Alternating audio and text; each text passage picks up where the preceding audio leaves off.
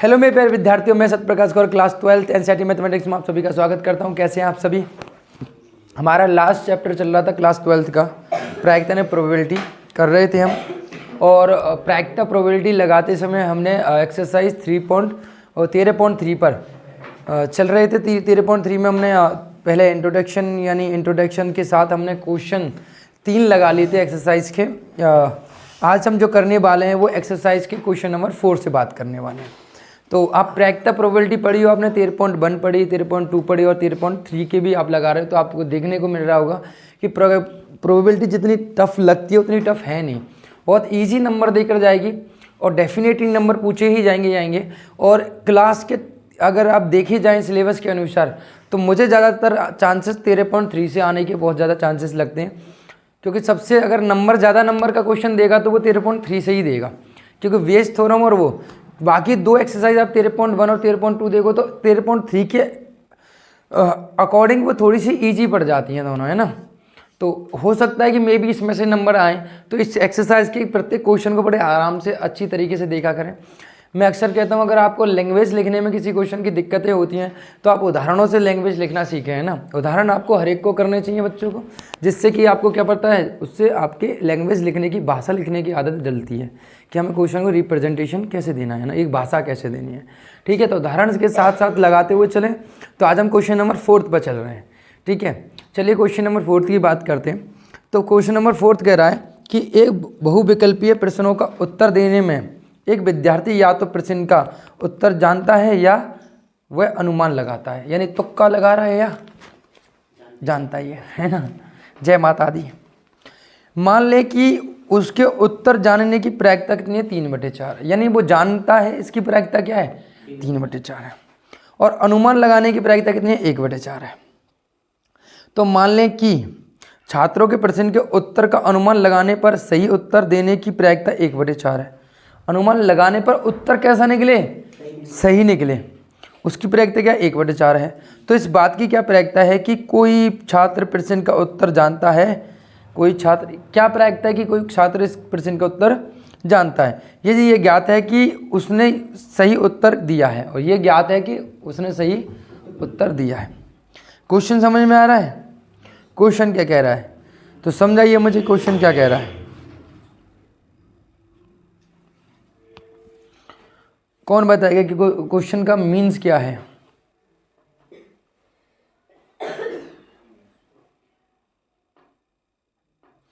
आपको क्या क्या दिया हुआ है पहले ये बता दीजिए मुझे बस।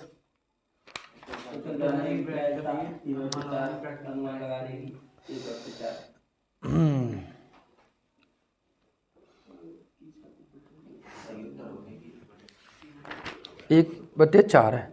देखिए मेरी बात, यहाँ पे हमें जैसे हमने माना था, क्वेश्चन नंबर हमारा कौन सा है, ये 4th गिवन है बेटा हमारे पास। क्या ध्यान दिया करो, पहले हमें मानना पड़ेगा, माना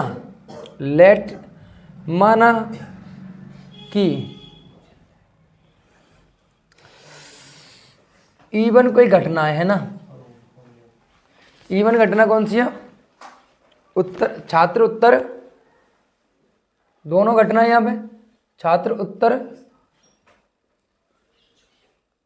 जानता है ना। एक घटना ये है, सही है ना।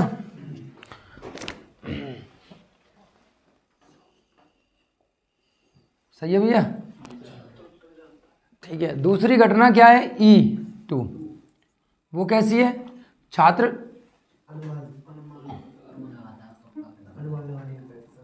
अनुमान, है ना।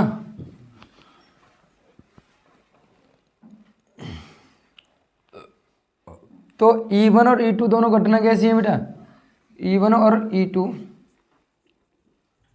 अपवर्जी,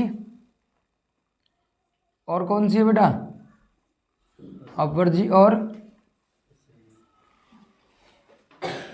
E1, E2 अपवर्जी और असंयुक्त घटना है, हाँ या ना।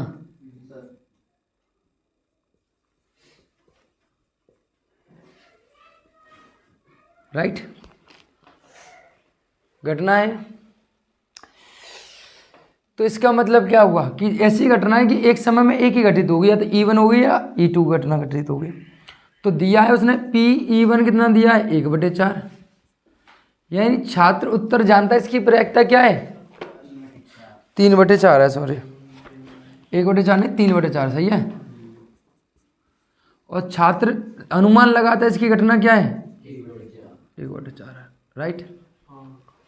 और मैं कोई ई घटना मान रहा हूँ, ई घटना क्या मान रहा हूँ कि उसने हमसे पूछा क्या है भाई, उसने हमसे पूछा है कि उत्तर का अनुमान लगाने पर सही उत्तर देने की प्रायिकता 1/4 है। तो 1/4 है, उसने पूछा, उसने सही उत्तर दिया और पूछा क्या है कि इस बात की क्या प्रायिकता है कि कोई छात्र प्रश्न का उत्तर जानता है, प्रश्न का उत्तर जानता है, यानी उत्तर कैसा हो बेटा सही है ना। कोई ई घटना ऐसी घटित होनी है जो कि जिसका उत्तर कैसा हो सही हो, यानी हम उसको ही बिठाएंगे जो उत्तर का आंसर जानता होगा, समझ रहे हो। जो उत्तर का आंसर नहीं जानता होगा उसको हम क्या कर देंगे भगा देंगे, ठीक है। तो ये उसका कहने का मतलब है, समझ रहे हो। तो आपको पता है कि अगर मैं यहाँ मुझे एक घटना कौन सी घटित हो चुकी है कि छात्र उत्तर जानता है, ये घटना पहले पता चलनी चाहिए हमें, तभी तो कंफर्म होगा कि उत्तर सही होगा। तो यानी E1 घटना घटित हो चुकी होगी, ई घटना हमें घटा नहीं, समझो कंडीशनल प्रोबेबिलिटी। अब इसको खोलने का तरीका क्या जल्दी बताओ। आपको पता है PE1 इंटू E/E1 उल्टा खुलता है, आपको पता है PE1 इंटू PE/E1 प्लस के PE2 PE/E2, राइट। तो मेरे पास PE1 तो है, PE2 तो है, लेकिन दो चीज़ नहीं है मेरे पास, E/E1 और E/E2 नहीं है, इनकी दोनों की प्रोबेबिलिटी नहीं है। क्या मैं निकाल सकता हूँ? दे रखी है यहाँ में, दे रखी है क्या, कितनी कितनी दे रखी है बताओ, कितनी दे रखी है?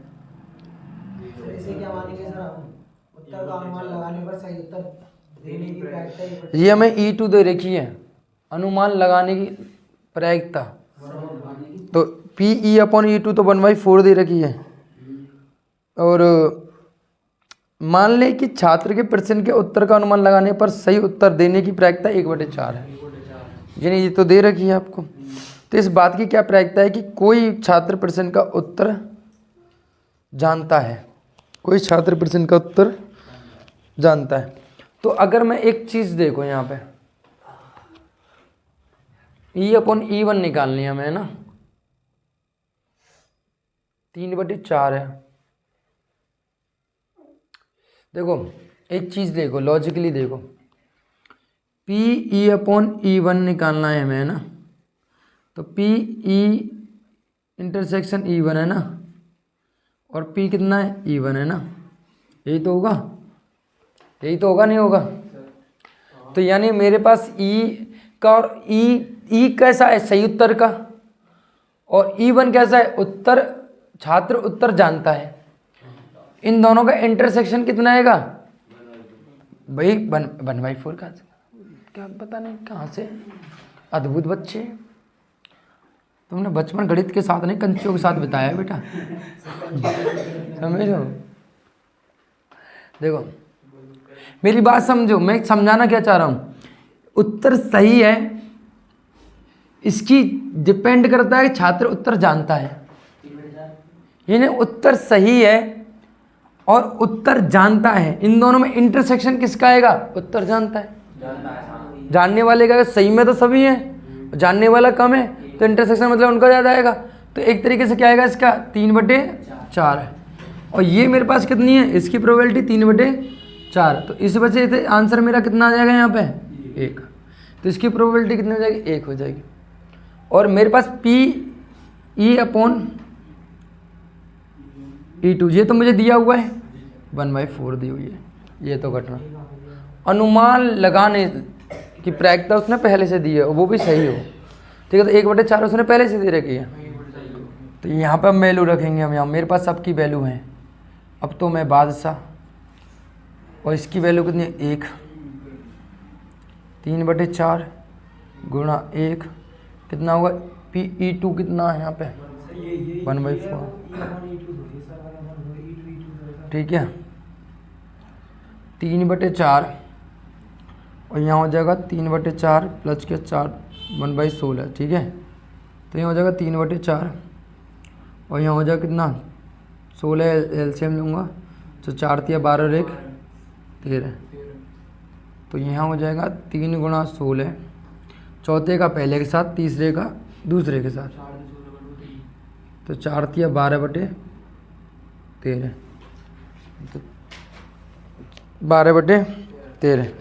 तो ये कौन सी आंसर आपका इतना हो और वो भी कितना आना चाहिए आपका सही उत्तर आने की, है ना। प्रायिकता घटित होना चाहिए, सही होना चाहिए, मतलब कि पहली बात तो उत्तर जानता हो छात्र और वो भी उत्तर कैसा हो आपका सही हो। ये घटना हमें घटित करानी थी, ठीक है। तो ये घटना घटित कराने की प्रायिकता कितनी होगी हमारी यहाँ पे, वो होगी 12/13 होगी, ठीक है। तो अब बताइए इसमें क्या डाउट है आपको।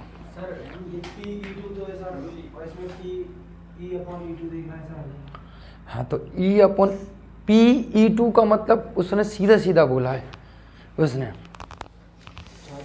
उन्होंने कहा है कि मान लें कि उसके उत्तर जानने की प्रायिकता 3/4 है। तो जानने की प्रायिकता हमने क्या जानने की, छात्र जानने की घटना क्या मानी E1 और प्रोबेबिलिटी क्या हो जाएगी इसकी PE1 यानी 3/4 दे रखी है, जानने की प्रोबेबिलिटी ये है और अनुमान लगाने की प्रोबेबिलिटी कितनी है 1/4 है, तो 1/4 है हमारे, ठीक है। E1 और E2 उसको सिंबल है, उसको जमाने आगे कह रहा है मान लें कि छात्रों के प्रश्न के उत्तर का अनुमान लगाने पर सही उत्तर देने की प्रायिकता कितनी है। अब मेरी बात समझो जरा, आइए यहाँ पर और मुस्कुराकर यह बताइए कि E/E2 इसका मतलब क्या है, E/E2 इसका मतलब क्या है बताइए इसका। अरे भाई साहब उसमें मत पहुंचो, वैसे बताओ। कंडीशनल प्रोबेबिलिटी है, यानी एक घटना घटित हो चुकी है दूसरी घटना घटित कराने की बात कर रहा है, यानी ई घटना घटित हो चुकी है, ई घटना घटित कौन सी कि उत्तर सही होगा और वो भी कैसा हो अनुमान से लगाया गया हो, अनुमान से, तुक्के से, जय माता दी बोलकर। तो वो यही कह रहा है कि मान लीजिए कि उत्तर सही होने की, लेकिन उत्तर कैसे लगाया गया हो अनुमान से लगाया गया हो, उसकी प्रोबेबिलिटी कितनी है 1/4 है, 1/4 है। भाषा पे समझो, इसका मतलब उसने क्या दे रखा है, ये दे रखा है E/E2 = 1/4। समझ रहे हो, आंसर भी दिया गया हो, सही तो होगा ही होगा, लेकिन बात ये क्या है कि वो अनुमान से लगाया गया है, तो E/E2 दे रखा है। समझ रहे हो ना, बात समझ में आ रही नहीं आ रही। हाँ जी, कोई डाउट, चलिए नोट डाउट कर लो। क्वेश्चन नंबर है 4 हो गया, क्वेश्चन नंबर 5 है।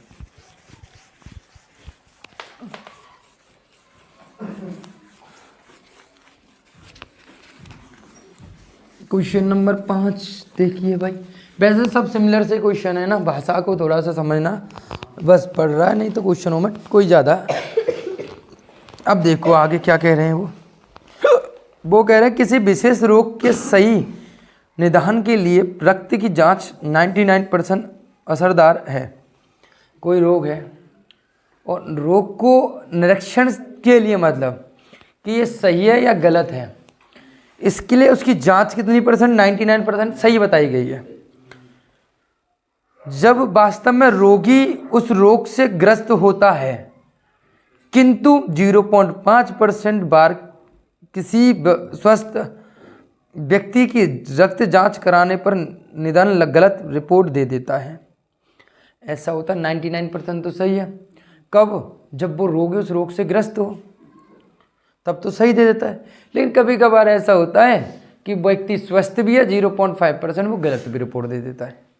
स्वस्थ है लेकिन फिर भी उसको जैसे बीमारी दिखा दी कुछ उसको, जबकि वो स्वस्थ है, ग्रस्त है तब तो देगा ही देगा, वो सही देगा। लेकिन ये घटना भी घटित हो सकती है कि सही व्यक्ति के स्वास्थ्य को भी ऐसा हो सकता है वो 0.5% गलत भी दे सकता है रिपोर्ट, है ना। ये उसका कहना है।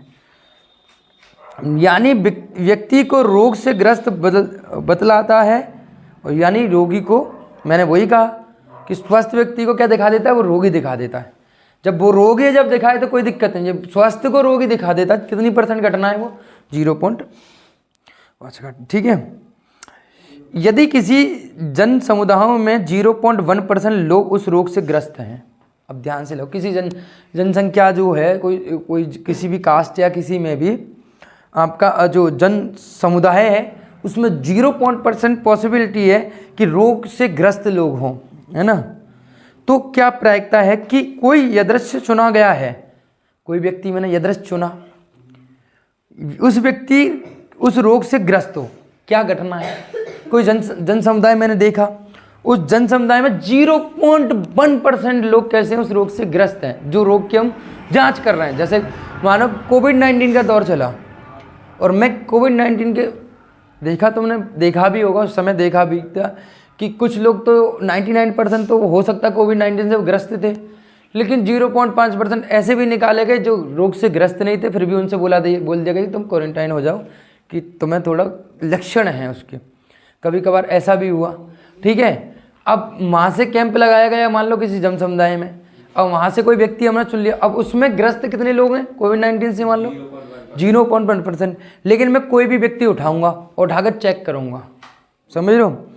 और उस बात की कह रहा है कि व्यक्ति उस रोग से ग्रस्त हो, क्या गारंटी कि वो उस रोग से ग्रस्त 0.1% है उसमें 0.1% नहीं, ना के बराबर, मतलब 1000 का 0.1% कितना हुआ, 1% हुआ। तो एक व्यक्ति है, मतलब एक व्यक्ति है 1000 का, है ना। तो एक व्यक्ति है 99% से स्वस्थ है, तो क्या गारंटी है वो 99 में से एक व्यक्ति रोगी निकले, समझ लो।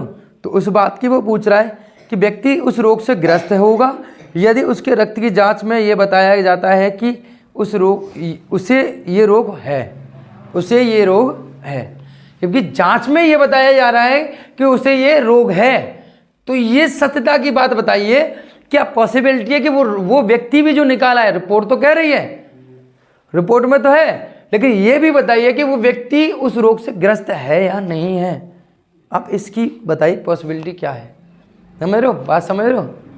रिपोर्ट मतलब रिपोर्ट को उसने सीधे सीधे जो जांच कर रहे हो उसको उसने गलत ठहराया है, यहाँ पे उसके ऊपर डिपेंड नहीं है। लेकिन तुम अपना अनुमान बताओ कि वो व्यक्ति जो 1000 में से एक व्यक्ति निकला था वो रोगी ही निकला था क्या, ये आपको बताना है, या कोई सही इंसान निकला था। तो 1000 में से जो व्यक्ति तुम उठा रहे हो उसकी पॉसिबिलिटी क्या है कि वो व्यक्ति कैसा हो, रोगी ही हो, ये पूछ रहा है वो आपसे क्वेश्चन, समझ रहे हो। तो क्वेश्चन ये पूछ रहा है, तब तो क्वेश्चन बनाना सीखिए। क्वेश्चन बनाना कैसे सीखेंगे, दो व्यक्ति हैं, एक रोगी और एक स्वस्थ, यानी E1 घटना बनाएंगे, ऐसी है रोगी की या स्वस्थ की बना लो, और E2 घटना मान लो स्वस्थ व्यक्ति की, बस हो गई काम चालू।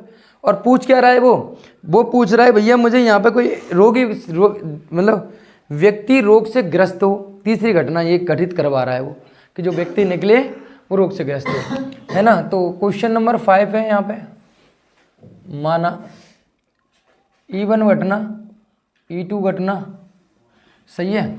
तो E1 घटना कैसी है, यहाँ पे व्यक्ति कैसा होना चाहिए,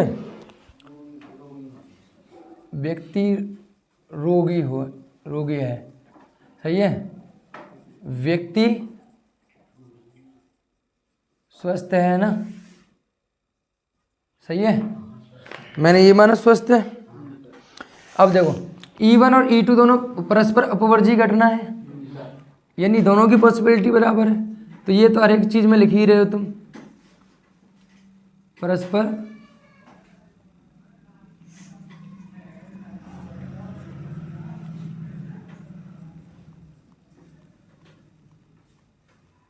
सही है भाई, अपवर्जी घटना है, यानी PE1 कितनी दी है 99%, व्यक्ति रोगी है, यानी 99% का मतलब क्या हुआ 99/100।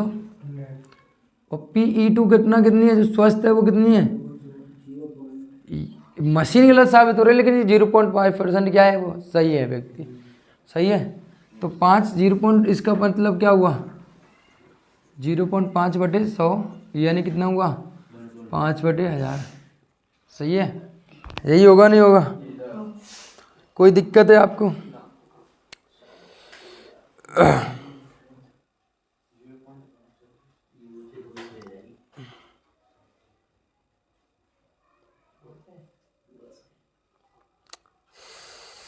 एक मिनट रुको, इस क्वेश्चन को समझो ना थोड़ा सा। इसने ये ना देकर ये दिया है, देखो मेरी बात समझो। इसने ये बोला है, देखो क्वेश्चन शुरू से पढ़ो। किसी विशेष रोग की सही निदान के लिए रक्त की जांच 99% असरदार है जब वास्तव में रोगी उस रोग से ग्रस्त होता है, जब रोगी उस रोग से ग्रस्त होता है, यानी रोगी उससे रोग से ग्रस्त है तब ये जांच कराई जा रही है। वो जांच कैसी है, एकदम असरदार है, मतलब ये माना जा रहा है। यानी अगर इसमें 2 घटनाएं घटित हो रही हैं, रोगी पहले से ग्रस्त है, उसके लिए जांच बाद में कराई जा रही है, समझ रहे हो? तो इसका मतलब यहाँ क्या दिया हुआ है आपको, अब मुझे ई घटना तो माननी पड़ेगी पहले इसके लिए, है ना? तब वही तो। और यदि किसी जन समुदाय में, ये तो बाद की बात है, रुक जाओ, मैं पहले यहाँ मान लेता हूँ, है ना? ई कैसी घटना है, रोगी कैसा हो बेटा, व्यक्ति रोगी कैसा हो बेटा, व्यक्ति रोगी ग्रस्त हुआ ना, या रोग से ग्रस्त हुआ ना, सही है भैया? मैंने ई घटना मानी है, ठीक है। अब देखो, अब शुरुआत शुरू कर रहा हूँ मैं यहाँ पे, है ना? यानी यहाँ हुआ व्यक्ति रोगी है और व्यक्ति रोग से ग्रस्त है ना, तो यहाँ पे हो जाएगा E/E1, है ना, E/E1। यानी पहले रोगी ग्रस्त होगा तभी तो चेक किया जाएगा, समझ रहे हो? तो E/E1 बराबर कितनी दे रखी है यहाँ पे, कितनी दी, 99%, यानी कितना हुआ 99/100। दूसरा क्या है, E/, यानी व्यक्ति की तो जांच, तो व्यक्ति रोगी ग्रस्त है ना, लेकिन व्यक्ति कैसा है, स्वस्थ है। किंतु 0.5% बाहर किसी स्वस्थ व्यक्ति की रक्त जांच करने पर निदान गलत रिपोर्ट देता है। हाँ, मतलब रोगी ग्रस्त दिखा रहा है, वो रोग ग्रस्त दिखा रहा है, दूसरी समझ लो, लेकिन व्यक्ति कैसा स्वस्थ है। अभी रुक जाओ, कर रहा हूँ मैं इसको, ठीक है भाई, क्लियर है? अब देखो यहाँ पे इन्होंने ई जो घटना दी हुई है वो दी हुई है यहाँ पर 0.1%। यदि किसी जन समुदाय में 0.1% लोग उस रोग से ग्रस्त हैं, यानी अब यहाँ सिंबल है, यहाँ दूसरी घटना घटित नहीं हो रही है, तो यहाँ कितनी दे रखी है उसने, PE1 कितनी दे रखी है यहाँ पे 0.1%, यानी 1/1000। पॉइंट हटाऊंगा तो 0 नीचे और बढ़ जाए, ठीक है। अब इसने हमसे पूछा क्या यहाँ पे, और दूसरी दे रखी है क्या हमें यहाँ पे, वो नहीं दे रखी है हमें ना। अब मुझे ये बताओ, तुम मुझे बताओ, E2 नहीं दे रखी इसने, कैसे निकाल सकते हैं हम, कोई है E2 निकालने के लिए, किसी पे है कोई तरीका क्या? इसका फॉर्मूला बना सर हमें, E/E E2 upon sir E2 आएगा, तो सर से इसके अपॉन में ले आएंगे, तो E2 तो चाहिए, मान नीचे भी डिवाइड देने के लिए तो E2 चाहिए सर। E2 तो मैंने ऐसे मल्टीप्लाई कर देंगे इसके नीचे कैंची को लगा के, सर इसका मान हमें दे रखा है, उसका मान उससे भी निकल सकता है। चलो, और कोई दूसरा तरीका, सिंपल सा तरीका ये है ना, इतने रोग ग्रस्ती, तो ये दूसरा इसमें से एक में से घटा दो ना, सीधे सीधे घटा दो ना एक में से, सही है ना? तो 1000 माइनस के दोनों का सम, ई घटना कैसे, E1 घटना है रोगी की, E2 घटना कितनी है स्वस्थ की, दोनों का सम 1 के बराबर होगा ना। घटना घटित होने की, घटना ना घटित होने के सम कितना होता है, 1 होता है। मतलब उस घटना के जस्ट अपोजिट वाला दोनों का सम कैसा होगा, 1 होता, नहीं होता। तो कोई घटना रोगी होने की घटना ये है, ना होने की कितनी होगी, 1 माइनस में से कर देंगे, समय तो सिंपल यहीं से हो जाएगा ना। तो कितना होगा 99,999/1000 सही है। अब वेज थ्योरम लगा सकते हैं हम यहाँ पे, चलो लगाइए फिर वेज थ्योरम। P/E1/P सही है। तो यहाँ हो जाएगा क्या, P/E1 E/E1। अब चलिए भाई, है ना, इतना हो गया। तो P/E2 बराबर 1 के 1/1000 तो है ना। तो इसको सॉल्व करेंगे इस फ्रैक्शन को, तो कितना आएगा 99/1000, ठीक है। तो इसकी वैल्यू अब यहाँ रखो। तो ये तो तुम कर ही सकते हो ना, कर लोगे इसे। चलो मैं ही करा देता हूँ, कष्ट मत करो तुम, तुम्हारे इतने नहीं इनसे इतने प्यारे हाथों को दुख देना मेरा मन नहीं कर, ठीक है। इतने नाजुक हाथ कैसे ये पेन को उठा पाएंगे, ठीक है। कितना होगा यहाँ पे, ये कितना है 0.1% या नहीं 1/1000 है ना, इंटू 99। P/E2 कितना है, P/E2 जो है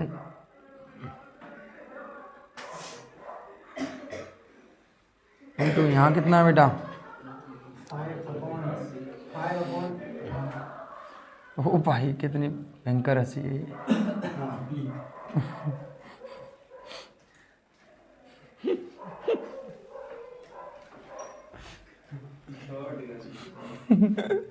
कुछ तो गलती की है हमने, ये गलती की है यहाँ पे। 1000 नहीं होगा 100 होगा, और तो सही है ना। और सही है, इतना भी भयंकर कोई हंसता है इस दुनिया में। तो यहाँ कितना हो जाएगा बेटा, 5 लड्डू, और यहाँ हो जाएगा 99 प्लस 9999 इंटू 5 बटे कितना हो जाएगा, यहाँ पे भी कितने हो जाएंगे 5 5 0, इसमें एक जीरो, यानी इसमें एक 990 आएगा, क्योंकि इसमें कितना है, इसमें 5 जीरो, इसमें 6 जीरो, तो एक जीरो का ऊपर मल्टीप्लाई करना पड़ेगा। तो यहाँ हो जाएगा लड्डू लड्डू लड्डू लड्डू, 5 लड्डू कैंसिल, 1 लड्डू बच्चों देने का। बताओ कितने आंधवी थे,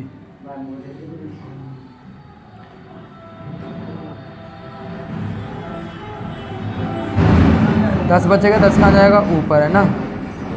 और इसको जब जोड़ेंगे हम, जोड़ने से पहले क्या करेंगे, इसका मल्टीप्लाई।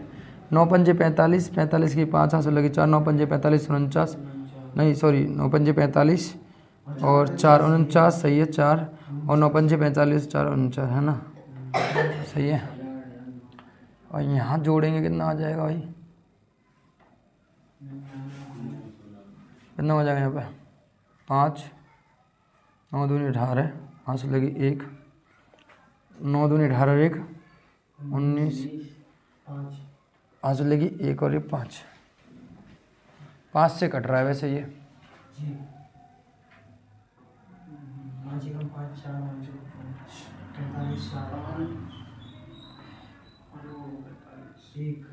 शायद इतनी बार कटेगा ये, है ना। देख लो, मुझ भयंकर गणित है मेरा, ये कितनी बार कटेगा फिर,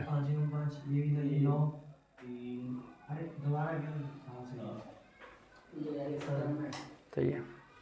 अच्छा मैंने ऊपर वाला तुमने ये कैसे काटा, ये 5 से काटा ना, कैसे 4 बार सर जी 3 बचेंगे, फिर 5 7 35 हो गया, 5 अगर 5 5 5 9 5 45 3 35, हाँ 35 हो गया। लो भैया, और ठीक है। अब किसी से कट रहा है ये,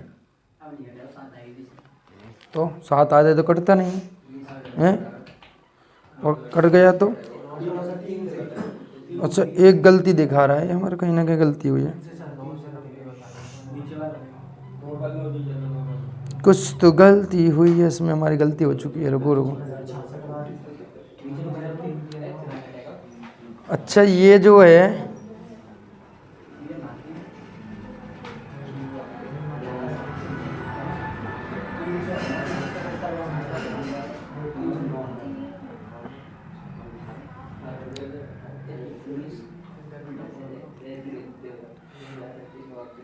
अरे रुक,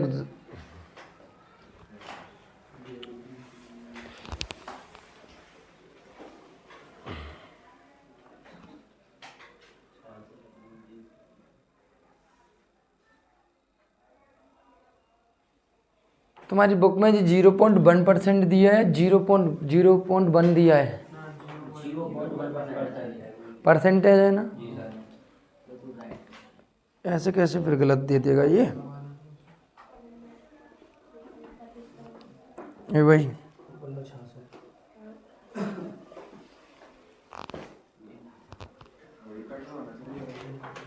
कितने से कट रहा है?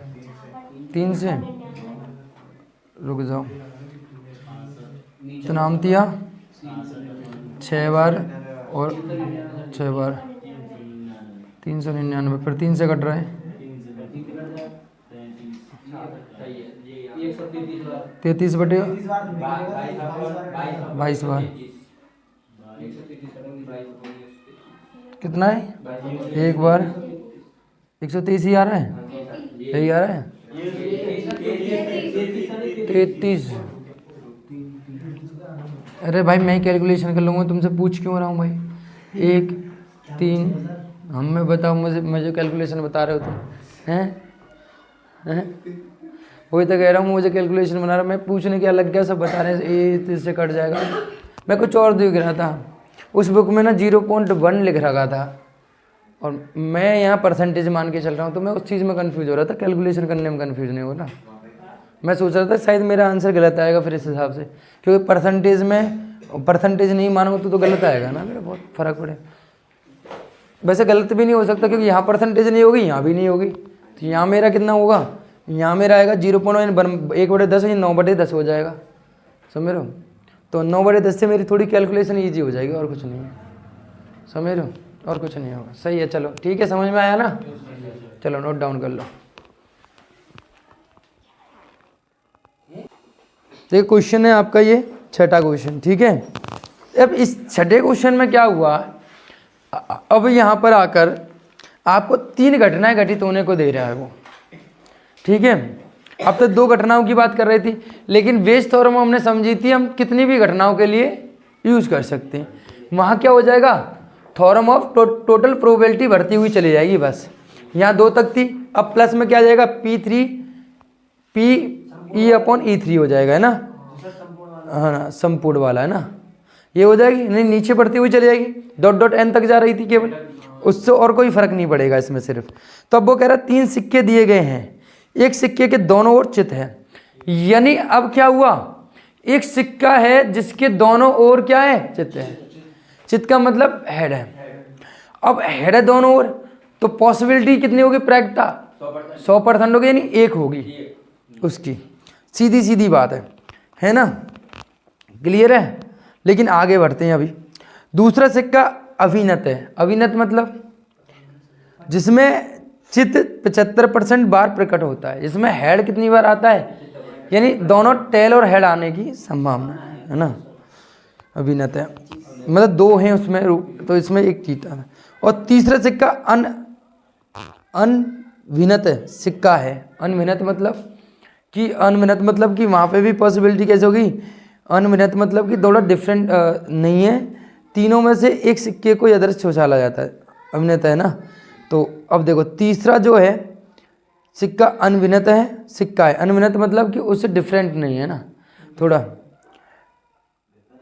अनभिनत का मतलब डिफरेंट ही हो गया है ना, थोड़ा भिन्न। हाँ भिन्न तो नहीं है ना, वही तो कह रहा हूँ ना मैं, भिन्न नहीं है। और तीनों में से एक सिक्के को यदृश चुना गया है और उसे उछाला गया, तीनों में से एक सिक्का लिया गया, दोनों उछाला गया, सही है। यदि सिक्के पर चित्त प्रकट हो तो क्या प्रायिकता है कि वो दोनों चित्त वाले सिक्का है, दोनों ही क्या है, हेड वाले सिक्के हैं, ये आपको बताने।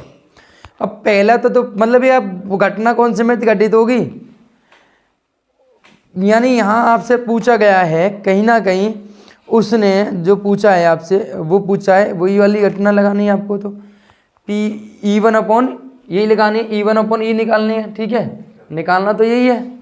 अब मेरी बात समझना, यहाँ 3 घटना मान लेते हैं, हमें 3 घटना चुननी पड़ेंगी। पहले मानते हैं जैसे लेट माना, इवन घटना हम मान रहे हैं कि एक ऐसी घटना है, सिक्का कैसा है आपका, क्या है, सिक्के दोनों ओर हेड है। पहली बात तो यही है कि एक ऐसा सिक्का है, इवन घटना कैसी है, दोनों ओर हेड है ना।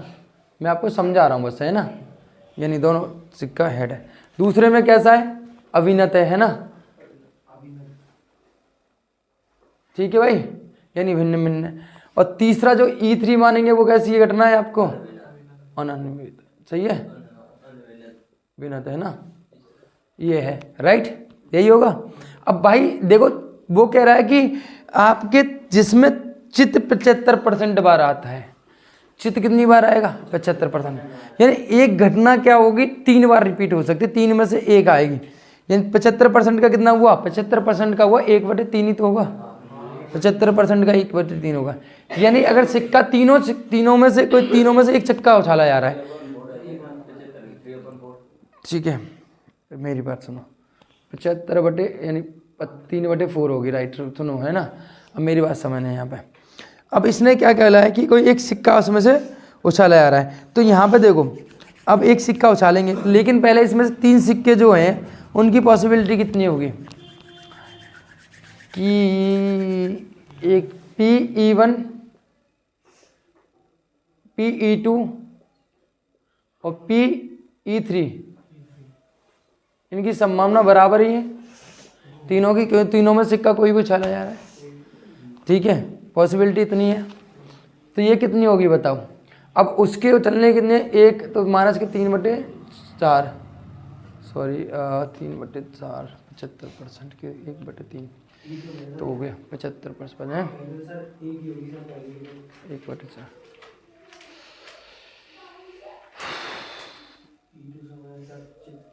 E2 नहीं, ये तीनों बराबर ही होंगे, इसमें तो कोई दिक्कत नहीं कि तीनों में से कोई भी खुल जल जाएगी। एक सिक्का अभिनेत है, सिक्का अभिनेत नहीं, दोनों सिर चित्ते हैं ना, दोनों हैं। 75% बार प्रकट होता है, 75% बार होता है, 25% बार कुछ और होगा। और तीसरा अभिनेत है, तो तीनों सिक्कों में से कोई दृश्य चुना गया है, कोई भी चुना गया, उछाला गया है। यदि सिक्के पर चित्त प्रकट हो तो क्या प्रायिकता है कि वह दोनों पर चित्त वाला सिक्का है, दोनों सिक्कों पर क्या हो, चित्त प्रकट हो, हेड हो, दोनों पे हेड हो। यानी कि इनकी पॉसिबिलिटी अगर देखी जाए तो 3 सिक्का हैं, तीनों में से एक सिक्का उछाला जा रहा है और उसमें से किसी एक पर क्या आएगा, हेड आने की पॉसिबिलिटी है। यानी घटना एक तरीके से क्या है, मेरे हिसाब से इसकी पॉसिबिलिटी होनी चाहिए, वो कितनी होनी चाहिए, यानी 3 घटना है हमारे पास, 1 2 3, तीनों में से कोई एक निकाला जा रहा है, उस एक पर हेड आने की पूछ रहा है। यानी E1 E2 और E3 घटना क्या हो गई, टोटल घटना कितनी है हमारी 3, और उनमें से घटना कितनी होगी, एक घटित होगी, तो 1/3 होनी चाहिए, ठीक है। टोटल घटना कितनी है 3, क्योंकि इसमें बेसिकली वैसे क्वेश्चन नहीं दिया तो समझना पड़ेगा आपको। 3 घटना, उनमें से एक घटना आपको क्या करानी है, घटित करानी है, तो 3 सिक्का। अब 3 सिक्कों में से एक सिक्का निकाला जाता है, वो उछाला जाता है, तो E1 E2 E3 घटना में से कोई एक घटना क्या होगी, घटित होगी। लेकिन सबकी संभावनाएं कैसी होंगी, बराबर, असंयुक्त है ना, इन तीनों एक साथ ना होकर कोई एक घटना घटित होगी, समझ रहे हो, तीनों एक साथ तो नहीं होंगी लेकिन एक घटना कोई घटित होगी, यानी 1/3 पॉसिबिलिटी है इसकी। ये 3 बार फेंकोगे तो कोई एक सिक्का में से इनमें से निकल के आएगा, मतलब इन तीनों में से कोई भी आ सकता है, 3 सिक्कों में से ये अनुकूल में से कोई एक घटित होगी, सही है ना, एक करा रहे, यही तो मतलब हुआ, क्लियर है ना। अब आ जाओ आगे, आगे क्या कह रहा है, अब इसने हमें चाहिए यहाँ पे ई एक ऐसी घटना है जो कैसी है, ई एक ऐसी घटना है, कैसी भैया, ई घटना माननी पड़ेगी। क्या पूछा है इसने भाई हमसे, जो चित्त प्रकट हो उस पर, यानी उस पर क्या होना चाहिए, हेड प्रकट होना चाहिए ना। आप लिख लेना, भाषा में समझा रहा हूँ आपको, है ना। यानी आपके पास ये है, यानी इसके हिसाब से मेरे पास 2 घटना हो गई, क्या E/E1, सही है। E/E1 कितनी है बेटा, आपको दे रखी है, ये तो एक ही होगी, क्योंकि पहले सिक्के की घटना, ये तो पहले सिक्के की है ना, हेड आएगा, तो पहले सिक्के पर दोनों तरफ क्या है, हेड है, तो इसकी प्रोबेबिलिटी कितनी है, 1 है हेड आने की, सही है ना। दूसरे पे कितनी है, 75% है, दूसरे 75% का मतलब क्या हुआ 3/4, यही होगा, सही है। और तीसरे पे E/E3 और नॉर्मल क्या होगा, उसने क्या बोला उसने, अब दोनों तरफ वो अनभिन्नत मतलब सिक्का है, जैसा सिक्का होता वैसे ही होगा, चित्त और हेड दोनों 50-50% है, यानी 1/2 होगा। तो आपके पास फॉर्मूला बस है ही है, इस फॉर्मूले में कितना करेक्शन होगा, केवल इस फॉर्मूले में सिर्फ इतना होगा, कितना बेटा, P/E,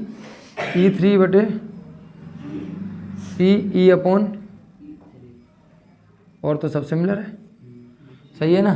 अब इस फॉर्मूले में बाकी जो वैल्यू मैंने निकाली है उनको यहाँ रख देना, आपका आंसर आ जाएगा। बता कोई दिक्कत है इसमें, सही है।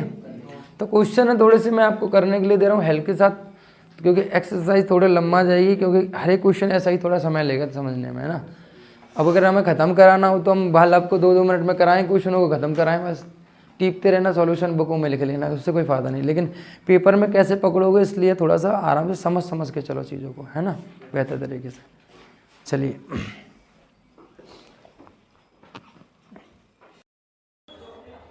चलिए अब क्वेश्चन नंबर 10 पर चलते हैं, ठीक है। तो क्वेश्चन नंबर 10 क्या कह रहा है, देखिए, मान लीजिए कि कोई लड़की एक पासा उछालती है, यदि उसे 5 या 6 की संख्या प्राप्त होती है तो वह एक सिक्के को 3 बार उछालती है और चितों की संख्या नोट करती है।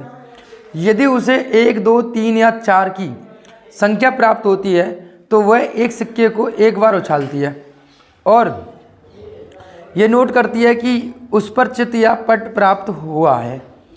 यदि उसे ठीक एक चित प्राप्त होता है तो उसके द्वारा उछाले गए पासे पर 1, 2, 3 या 4 प्राप्त होने की प्रायिकता क्या है। मतलब क्वेश्चन में ये कहा जा रहा है आपसे कि एक लड़की जो है एक पासे को उछाल रही है और पासे को उछालने पर अगर पासे पर 4 या 5 प्राप्त होता है तो वो एक सिक्के को क्या 3 बार उछालती है। कितनी बार उछालती है, 3 बार उछालती है।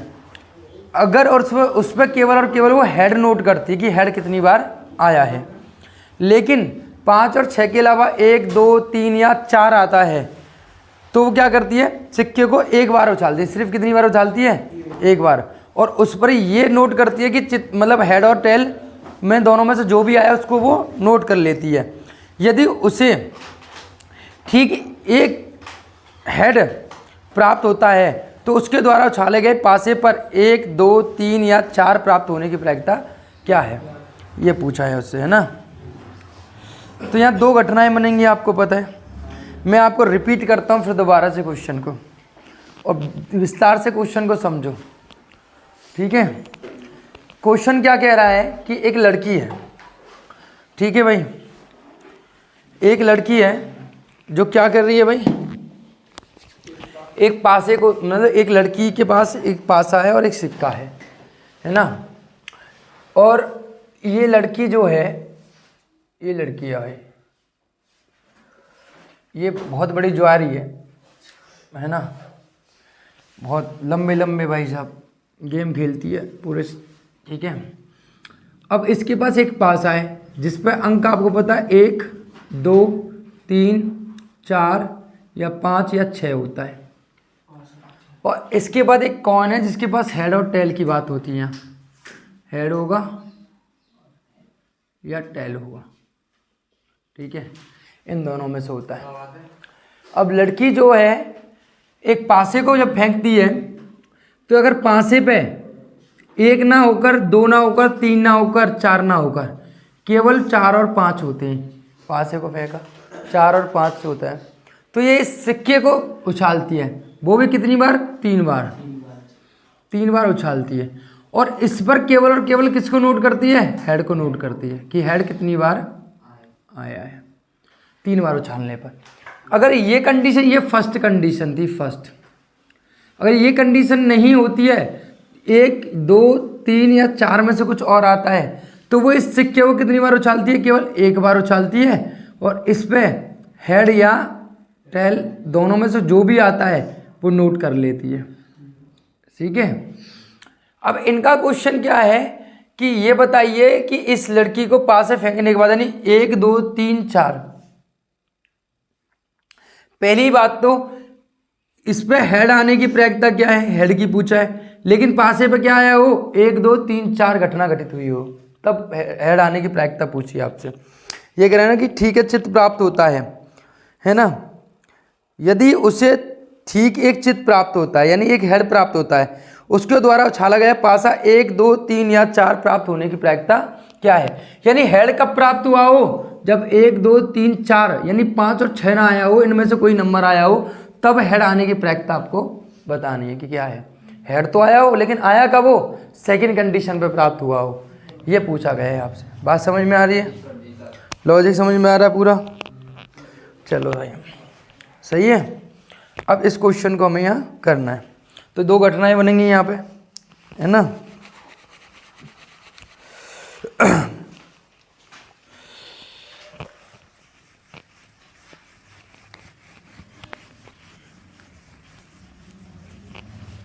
क्वेश्चन नंबर 10, E1 घटनाएं 1 2 3 या 4, ठीक है।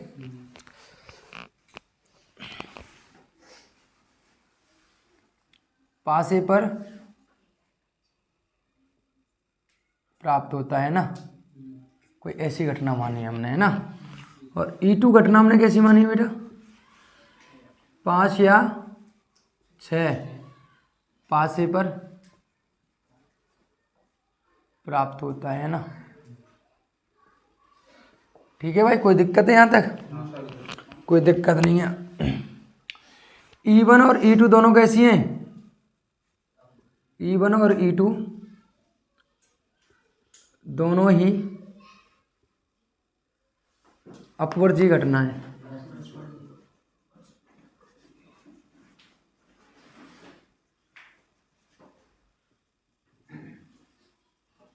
सही है। तो क्या आप बता सकते हो कि PE1 घटना कितनी होगी, अनुकूल परिणाम 4 कुल परिणाम 6, यानी यहां लिख सकता हूं मैं 2/3। P2 कितनी होगी, अनुकूल परिणाम 2 टोटल परिणाम 6 यानी 1/3 हो गए, हाँ या ना, कोई दिक्कत है। अब जाने इसने पूछा है ई घटना ठीक एक चित्त प्राप्त होता है, ई घटना कौन सी घटित करानी है हमें, ठीक एक चित्त यानी हेड प्राप्त होता है,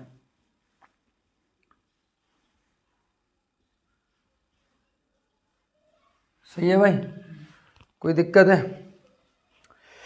अब यहां पे तुम्हें ये देखना है, 2 घटनाएं निकालनी है आपको पहले से, कौन कौन सी,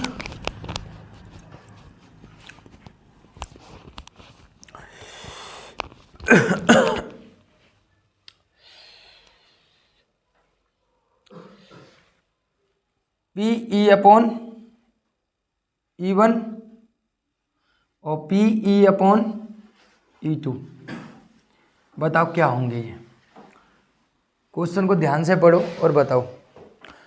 E1 ऐसी घटना है सिक्के पर एक उछाल में चित्त प्राप्त होता है, सिक्के पे एक उछाल में क्या होता है, चित्त प्राप्त होता है। तो ये आप सबको पता है सर, ये तो बहुत सिंपल सी घटना है कि सिक्का एक बार उछाला यार और उस पर चित्त प्राप्त हो, यानी 1/2 होगी घटना, 50-50% है ये तो, हाँ या ना। और E2 घटना कैसी है कि सिक्के को 3 बार उछालने पर ठीक एक चित्त प्राप्त हो, यानी 3 बार उछाला जाए, 3 बार उछालने के बाद कितनी घटना हो गई, टोटल घटनाएं होंगी हमारे पास 8, ये आपको पता है, हाँ या ना। अब उनमें से क्या हो, ठीक सिक्के को 3 बार उछालने पर ठीक एक चित्त प्राप्त हो, सिर्फ कितना होना चाहिए, 1 होना चाहिए। अब देख लेते हैं टोटल घटनाएं, देखो मानो मैं ये कर रहा हूँ, है ना, मैंने कहा कि भैया हेड हो गया, है ना, पहले हेड आ गया, मैंने कहा हेड 2 पे हेड आ गया, 1 पे टेल आ गया, फिर टेल आ गया, फिर हेड आ गया, फिर टेल आ गया, फिर हेड आ गया, सही है, ये हो गया, है ना। फिर क्या हुआ, फिर टेल आ गया तीनों पे, है ना, तीनों पे टेल आ गया, फिर टेल टेल फिर हेड आ गया, फिर टेल हेड टेल आ गया, ठीक है। और क्या हो गया, फिर हेड टेल टेल ये आ गया। टोटल 8 घटनाएं हो गई। इनके अलावा कोई बन सकती हैं, तो टोटल कितनी बनेंगी, 8 घटना हो गई। अब इन पर केवल एक चित्त आया, यानी एक बार हेड आया हो, ऐसी कितनी घटनाएं हैं, यही आएंगी, इसके अलावा कुछ नहीं हो सकती। क्रम पकड़ के चला करो, पहले 3 हेड, फिर टेल रखा एक, टेल को बदलते जाओ, तीनों स्थान 4 बन गई, फिर तीनों टेल ले लो, फिर एक इनके स्थान चेंज करते हुए चले जाओ, तो कभी कंफ्यूज नहीं होंगे, टोटल घटनाएं बन जाएंगी, ठीक है। अब देखो मेरी बात, अब तुम्हें सिर्फ एक ऐसी घटना चुननी है इसमें से केवल और केवल E2 एक ऐसी घटना है जिसमें केवल हेड आया हो। तो ऐसी कितनी घटनाएं, सर एक घटना तो ये है, एक घटना ये है, और एक घटना ये है, और कोई घटना है ऐसी नहीं। ये 3 घटना के अलावा आपको कोई घटना दिख रही है, हाँ या ना, तो ये 3 घटनाएं हैं, यानी कितना हुआ टोटल घटना 8 और 3/8। कोई दिक्कत है, बस हो गया क्वेश्चन। अब क्या करना है आपको, E1/E यही तो होगा, निकालना है ये E1/E बराबर PE1 इंटू E/E1, सही है, upon PE1 into PE/E1 plus E2 PE/E2, right भैया। चलो वैल्यू रखो यहाँ पे, E1 की वैल्यू कितनी है 2/3, इसकी वैल्यू कितनी है 1/2, तो इसी को दोहरा दो 2/3 इंटू 1/2 प्लस PE2 कितना है यहाँ पे, E2 है यहाँ पे 1/3, और ये कितना है आपका 3/8। सॉल्व करो, 2 से 2 1/3, 2 से 2 और 3 से 3 कैंसिल, यहाँ बचेगा 1/3 प्लस के 1/8, तो एलसीएम लो 24 ही आएगा, और कुछ आ सकता है 24 नहीं 18 आ जाएगा, नहीं 24 ही आएगा, 8 और 3 11, सही है। तो 24 के साथ जाएगा 24 ऊपर और 11 इंटू 3 यहाँ, 24 से काटो कितना आएगा 8/11, तो हमारा आंसर कितना आ गया 8/11। कोई दिक्कत बताओ क्वेश्चन में किसी प्रकार की, सिंपल सा क्वेश्चन है। चलिए नोट डाउन करो फिर।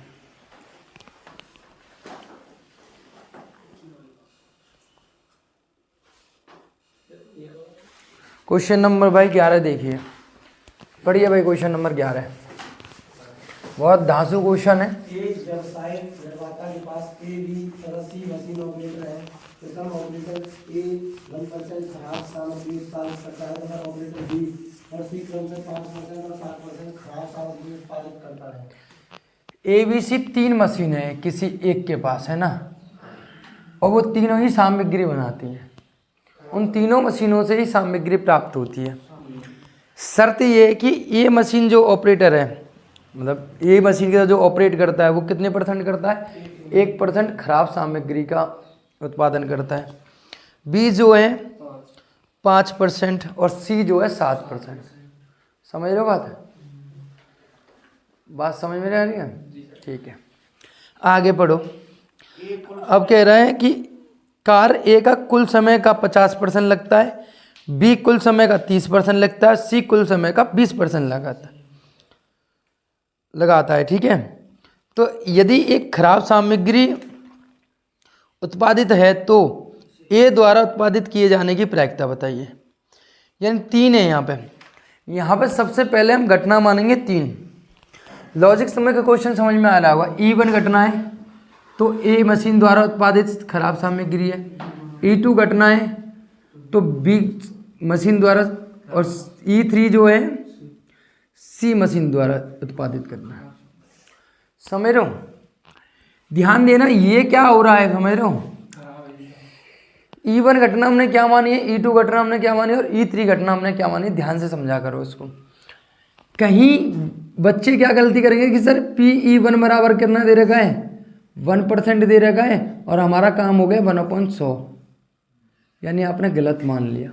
यानी पहले मशीन चुनी गई है फिर उत्पादन हुआ है, यानी वो भी खराब निकला है। यहाँ 2 घटनाएं उत्पादित हो गई, यहाँ 2 घटनाएं लग रही हैं, समझ रहे हो।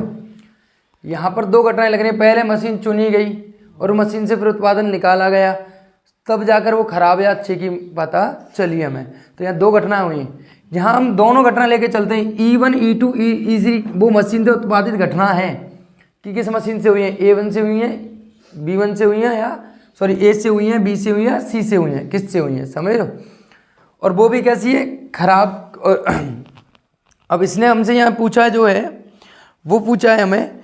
अब जैसे इसने कहा कि एक कार्य होता है उसका कुल समय का 50% लगाता है। कुल समय कितना लगाता है, 50%।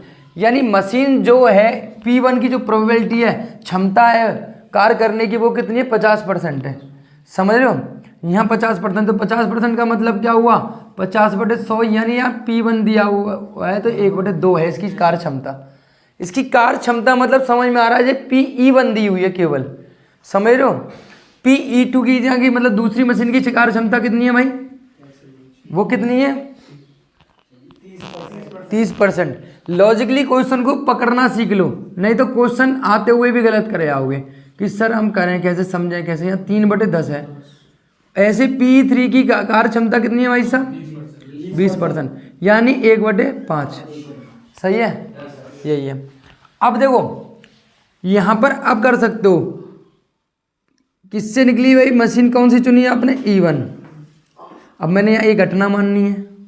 कौन सी घटना माननी है यहाँ पे, E एक ऐसी घटना है जो वस्तु उत्पादित हुई है वो कैसी है, खराब है, खराब सामग्री है ना। जो वस्तु उत्पादित हुई है उसकी खराब सामग्री है ना, खराब होने की है ना, ये है। तो अब देखो E1 से पहले हुई होगी, पहले घटना कौन सी घटित हुई है, E1। दूसरी घटना कौन सी हुई है, E, क्योंकि पहले वस्तु का उत्पादन हुआ फिर वो खराब निकली, समझ रहे हो। यानी इसकी प्रोबेबिलिटी कितनी है, 1%। यानी वो भी वस्तु पहली मशीन A से उत्पादित हुई है ना, और वो भी कैसे निकली, खराब। उसकी प्रोबेबिलिटी कितनी है, 1%, यानी 1/100। सही है।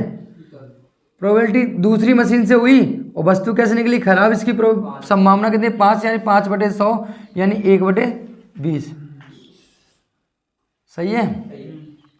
और यहाँ पर E3 PE3 बटे कितना हो जाएगा, E, और कितनी पॉसिबिलिटी है इसकी, 7/100। सही है। अब यहाँ बेस थ्योरम लगा दीजिए। आपसे पूछा क्या है, ये पूछा है कि पहली बात तो वस्तु E1 से होनी चाहिए और वो भी कैसी हो, खराब। यानी इसको E1 PE/E1 upon PE1 PE/E1 PE2 PE/E2 और PE/E3 और PE/E3। ठीक है, ये बेस थ्योरम लगा दिया आपने।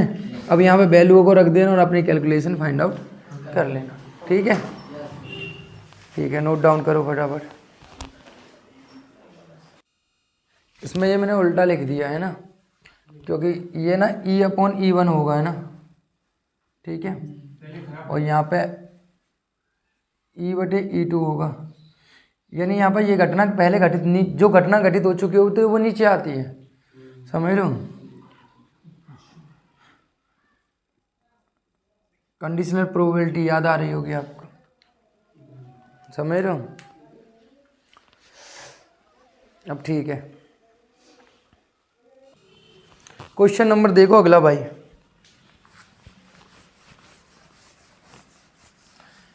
क्वेश्चन है अगला, क्या है, ओए होए पत्ते ज्वारी बनेंगे आज तो, पूरा पासे और पत्ते ही चल रहे हैं। गलती से खो जाता है, चलो भाई गलती से हो गया भाई, माफ़ करें राणा जी, हमें माफ़ करना, गलती मारे से हो गई। 52 पत्तों की गड्डी से एक पत्ता खो जाता है, खो गया। जब खो जाता था ना, हम गुलाम होते थे ना, गुलाम एक्स्ट्रा पत्ता होते थे, उन पर ही मुँह बना देते थे, ये उसका पत्ता है जो खो गया है। हाँ, जोकर होते थे ना, उनको भी नहीं छोड़ते थे, उनके मुँह बना देते पेन से, ये वो वाला पत्ता है। गड्डी बेकार नहीं होनी चाहिए। 52 पत्तों की गड्डी से एक पत्ता खो जाता है। शेष पत्तों से 2 पत्ते निकाले जाते हैं। शेष पत्तों से 2 पत्ते निकाले जाते हैं। जो ईंट के पत्ते हैं, दोनों क्या हैं, ईंट के पत्ते हैं। खो गए पत्ते की ईंट होने की प्रायिकता क्या है। अब देखो बामन, एक पत्ता खो गया और शेष पत्तों में से 2 पत्ते निकाले जाते हैं, और 2 पत्ते निकाले जा रहे हैं, यानी 51 पत्तों में से, ठीक है। और खोए गए पत्ते की ईंट के होने, और जो पत्ता खो गया था ये बताइए वो ईंट का है, ये पूछा है, समझ रहे हो। तो यहाँ पे हम वही मानेंगे, माना कि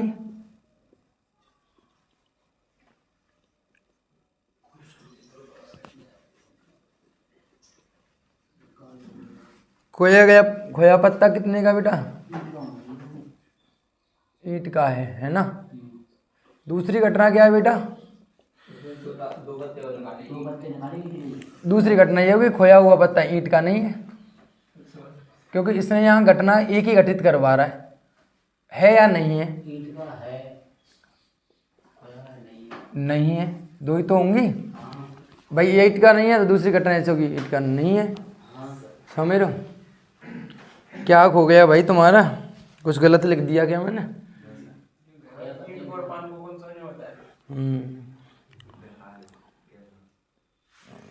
गड्डी यहाँ है, रुक जा, ज्वारी बन के मानोगे तुम पूरा, पूरी व्यवस्था है भाई, पूरी व्यवस्था मिलेगी यहाँ पे। देखो भाई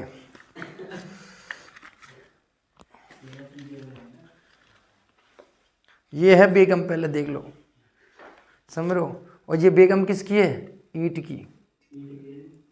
इसी के भी तक 11 पुलिस की वो होता है ना, 11 मुल्कों की पुलिस पड़ी हुई है, ये वाली देख रहे हो, है ना। इसी के पीछे पूरा महाभारत इसी के पीछे हुआ, बेगम चाहिए कुछ ना चाहिए। ये तो ईंट का है, और ये है पान की बेगम। 4 बादशाह 4 बेगम लेकर आए थे अपने साथ,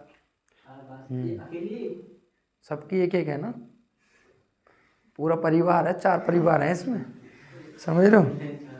हाँ तो ये पान और ईंट के, समझ रहे हो। बन गए ज्वारी, ठीक है।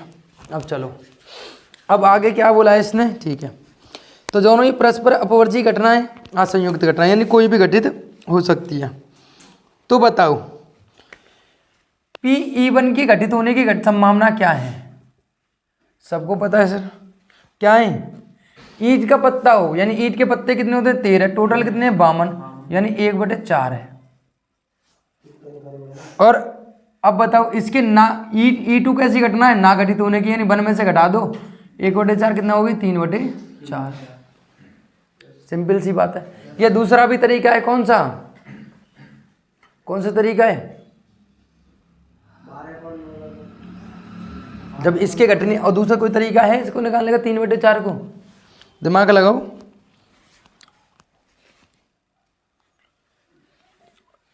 और यहाँ पर जो हमसे पूछा गया है वो पूछा गया है बाकी 2 पत्ते जो हैं, शेष पत्तों में से 2 पत्ते निकाले जाते हैं, शेष पत्तों में से 2 पत्ते से निकाले जाते हैं।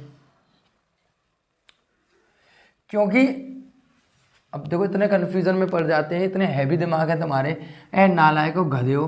52 में से अगर मैं 13 घटा दूँ कितने बचेंगे, 39 बचेंगे, यानी 39 बटे सर कितने होंगे टोटल 52, तो यहाँ कितना हो जाएगा सर, यानी 3/4।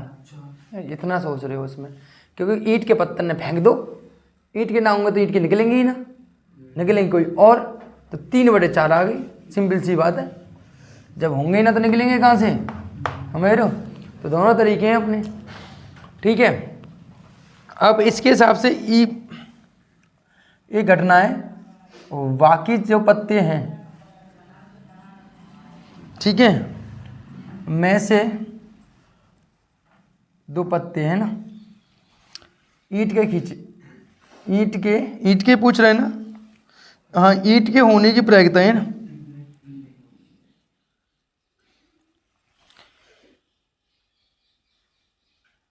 दोनों पत्ते जो हैं वो किसके हों बेटा, ईंट के हों, ये घटना है, ये हमें घटित करानी है।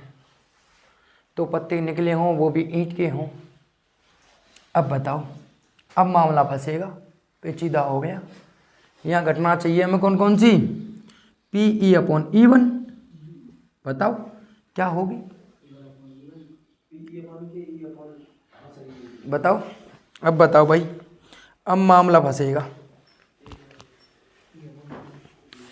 पहले एक पत्ता निकाल गया, वो किसका था, ईंट का था। अब पत्ते कितने, 12, उन 12 में से 2 पत्ते कोई से भी निकाले जा सकते हैं। तो 12 में से 2 पत्ते निकालने के तरीके कौन से हैं, ये पहले ही बताया, क्योंकि पर्टिकुलर एक पत्ते की बात हो रही थी। इक्का बेगम किसी का नाम लेता तो तुम्हारी बात सीधी सिंपल हो जाती, लेकिन 12 में से उनमें से कोई भी निकाला जा सकता है। जब हमने मांगे E1 यहाँ पे खोया पत्ता ईंट का है, तो सर जी 13 में से 12 में से यहाँ पे 13 का मतलब है। कहाँ कर रहे हमने 13 नालायक को, पहली बात तो घटना, पहली शुरुआत तो वहीं से होगी ना, कि पहले तो पूरे गड्डी में से देख रहे हैं ना, खोया तो यहाँ पे आ गई ना, वो वहाँ तो अभी बरकरार है ना वो। ये तो 2 पत्ता चले गए। E1 घटना क्या मानी है, खोया पत्ता ईंट का है, खोया पत्ता ईंट का है, तो भैया पहले 13 के 13 इसी में होंगे, इसी में अभी दुबका हुआ है जो पत्ता है, तो उस पूरे में से निकाल रहे हैं। अब निकाल लिया, ये पॉसिबिलिटी थी, निकल गई।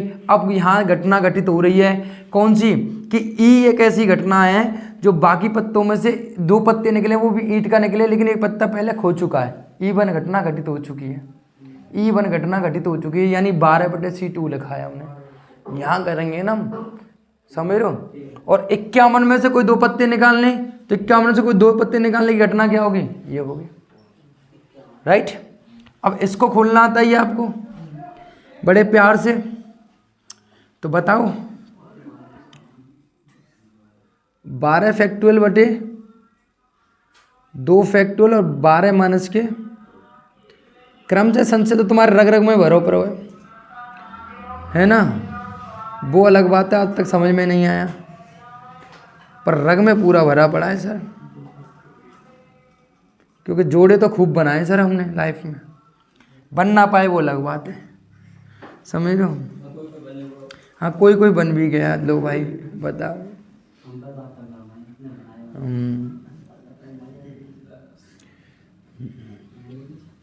नंबर भी क्रम से संचय का ही एक पार्ट है, समझ लो।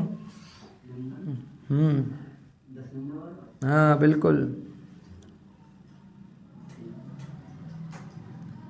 कितना होगा भाई, 49, बता दिया, मेरा गणित कमजोर है, समझ रहे हो। वैसे हम इसको सॉल्व गलत कर रहे हैं, कट भी सकते हैं बाद में आगे। चलो कल अब इतनी मेहनत कर ली है तो अब कर ही लियो,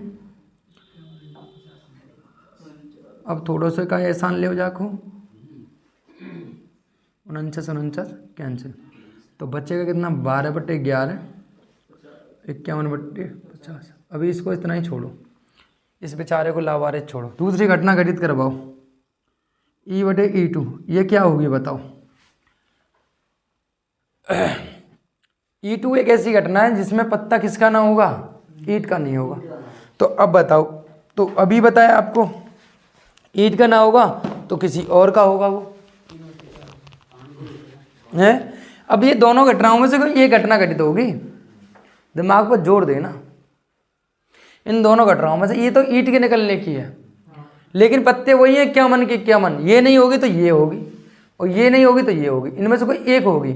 हमने ईंट के निकलने की प्रोबेबिलिटी बता दी, ये हो सकती है, लेकिन हम ये भी तो कह सकते हैं ईंट का ना निकलेगा मतलब उन 12 पत्तों में से कोई दूसरे रंग के 39 पत्ते थे उनमें से कोई निकलेगा, यानी उन 13 पत्तों में से किसी भी और रंग के जो तीन टुकड़ों में बटे हुए हैं उन 13 में से कोई भी 2 पत्ते निकल सकते हैं, ये तो है ना पॉसिबिलिटी। तो हम क्या कहेंगे यहाँ पे 13C2 बटे 51, मैं कह रहा ना कट जाएगा, है ना। देखो कितना हो गया यहाँ पे 51C2, सही है, बात समझ में आ रही नहीं आ रही। इसको खोलो, अब मैं डायरेक्ट खोलूँ इसको थोड़ा, 13 फैक्टोरियल बटे 2 से 2 कैंसिल हो, 13 में से 2 गए तो कितने बचेंगे यहाँ पे 11 फैक्टोरियल एंड 51 फैक्टोरियल बटे 2 से 2 तो कैंसिल हो चुका है, 49 फैक्टोरियल, सही है। अब देखो 11 को 13 को उल्टा लौटाऊंगा तो 13 × 12, 11 से 11 कैंसिल हो गया, 51 को उल्टा लौटाऊंगा तो 51 × 50, 49 कैंसिल, ये हो गया, सही है। अब हमें पॉसिबिलिटी निकालनी है कौन सी, कि खोया हुआ पत्ता किसका हो, ईंट का हो, ईंट का हो। तो हमें बेस थ्योरम लगानी है यहाँ पे, और बेस थ्योरम तो तुम ये मान लो वही वाली बात है, बाबा का जो लौटी घुमानो, समझ लो, सही है। उल्टा लिख दिया क्या मैंने, ये घटना पहले नहीं घटित होगी, ये घटना घटित होगी, उल्टा ही मैंने ये लिखा है, मैंने कौन सा नया लिख दिया, E1 बटे, अरे ठंड लग गई थी, क्या हाथ है, रम लाओ भाई, रम, रम से काम चलेगा।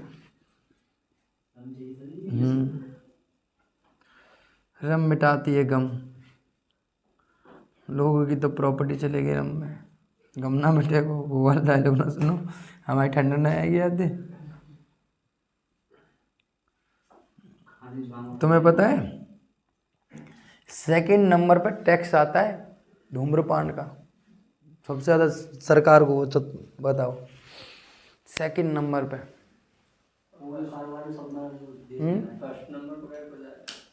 ठीक है, अब GST का देख लो,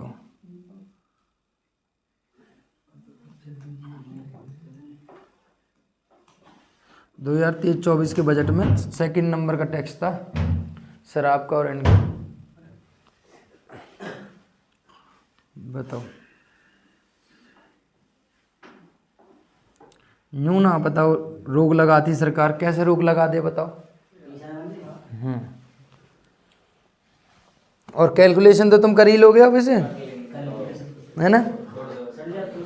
चलो ये मैं आपके लिए छोड़ता हूँ, डू योर सेल्फ।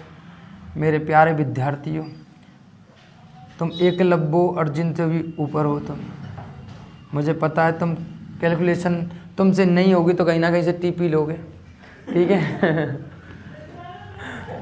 पर कोशिश पूरी करना। क्वेश्चन नंबर 12 है भाई, इनकी बात मानो, ठीक है भाई। चलो जी,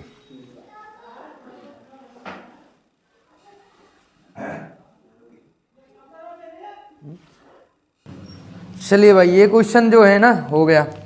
और आपका MCQ जो क्वेश्चन है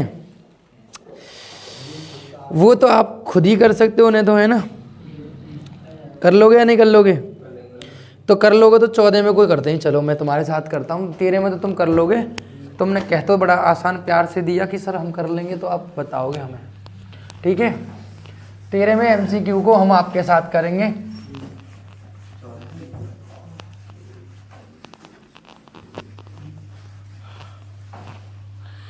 यदि A और B ऐसी घटनाएं हैं कि A उप समुच्चय है B का और PB is not equal to 0, तो निम्न में से कौन ठीक है, बताओ कौन सा ठीक है। PA/B बराबर है किसके, PB के, और किसके बेटा, PA के।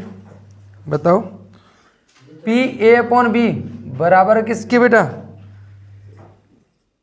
PA से छोटा है, या PA/B PA से बड़ा है या उसके बराबर है, बताओ क्या होगा। इसमें से कोई नहीं, वो तो खैर लेन देन वाला ही ना है, हाँ, इनमें से कोई नहीं है ना, वही ऑप्शन है, इनमें से कोई नहीं। चलो हो गया क्वेश्चन डन, चलो आएगा मजा। बताओ जल्दी जल्दी बताओ, टाइम नहीं है भैया। यदि A और B ऐसी घटनाएं जो कि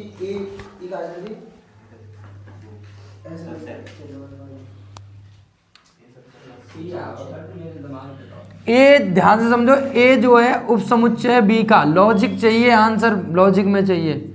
ये नॉट इक्वल टू 0 है, तुक्के वाला आंसर नहीं चाहिए भाई साहब, खून जड़ जाता है मेरा तुक्के वाले की बात करेंगे।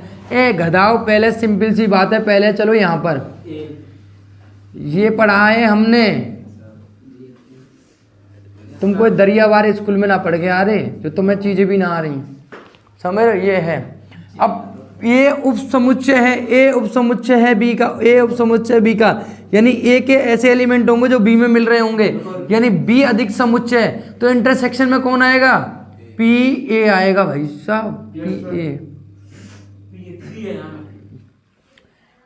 और पी ए अपॉन बी जो होगा वो किससे बड़ा होगा या बराबर होगा? ए से। सिंपल सी बात है। तो इसमें ऑप्शन नंबर जो सॉरी पी ए, सॉरी, क्योंकि इससे बड़ा या उसके बराबर हो सकता है, क्योंकि आप इसमें भाग दोगे इसका, ये 0 नहीं है, या तो इसके बराबर आ सकता है या इससे बड़ा आ सकता है, इससे छोटा तो नहीं आ सकता ना। तो ऑप्शन नंबर कौन सा करेक्ट है आपका? सी। तुक्के मत मारो भाई साहब, खतरनाक क्वेश्चन था ये, मैं नहीं करा दिया और कोई नहीं करा पाता इस क्वेश्चन को, समझ? मजाक था भाई, मजाक। चलिए, है ना, इसी के साथ आपकी एक्सरसाइज भी होती है समापन, और इसी के साथ पूरी बुक भी हो गई आपकी समाप्त, है ना। तो फिर एक अगली तैयारी कैसे करनी है, किस तरीके से करनी है, वो हम आते हैं अगले लेक्चर में लेकर आपके लिए पूरी, है ना, पूरी अभी पूरी, क्योंकि महाभारत तो अभी शंख बजाए, अभी महाभारत तो शुरू हुआ है, ठीक है, अभी तो युद्ध